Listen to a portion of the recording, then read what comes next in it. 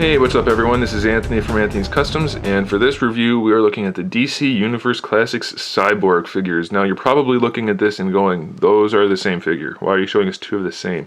It's because technically they are not. One is a variant and one is regular.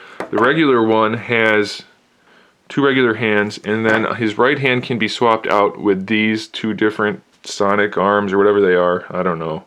And then the variant one has this piece, so he does have the two regular fists, but he has this one, which is maybe a sonic arm also. I don't know, it looks more like it than the others. But this one, I think it was a Walmart exclusive that came with this arm. This one is much more common than the regular one for some reason. I'm not sure why. Probably because people want the other one because this one looks kind of goofy. But otherwise, it's the exact same figure. The only difference is the arms. So we're just going to set him aside and we'll look at this guy. He stands 6.5 inches tall. Tons of unique sculpt detail on this guy. Looks really good. The silver is nice and metallic. If there's one thing Mattel got right with any of the DCUC figures, it's the metallic colors. They are almost all gorgeous. They did such a good job. There's a little bit of shading in there. There's some shading on the flesh tones as well. The face was painted nicely. It's not perfect, but it's pretty darn good. It's just a really nice looking figure. Like I said, tons of sculpt work. You can see that for yourself. I'm not going to go through and point everything out, but just it looks really good.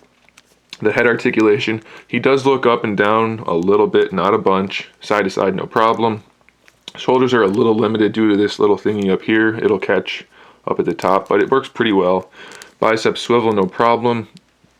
Single jointed elbow. I wish they did something with the elbow pad to work that into the articulation, but they didn't, so that's a little disappointing. His wrist swivel is all the way up here on this side. I'm not sure why. I don't know why they did that differently. This side, it's all the way down here where it belongs, where most of them have it, but that's also where it swaps out. So it's a little weird that the other side is up at the forearm for no apparent reason. It doesn't pop out as far as I can tell, so I'm not going to pull on that anymore. Ab crunch works just fine. They did sculpt up fairly far, not completely all the way, but pretty far, so it does continue that seam nicely. He has a waist twist. The hips, not so limited as you might think due to this piece because the articulation actually happens below that, so there's really no problem with the hip articulation.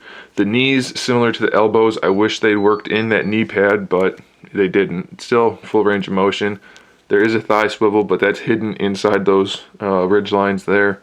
Then the ankle has pretty good range of motion as well. So if you're trying to collect the Justice League members, definitely don't pass this guy up. He's a good figure without a doubt, so I do recommend him. Thanks for watching, guys. Stay tuned for more figure reviews, custom figures, and other good stuff. In the meantime, keep collecting.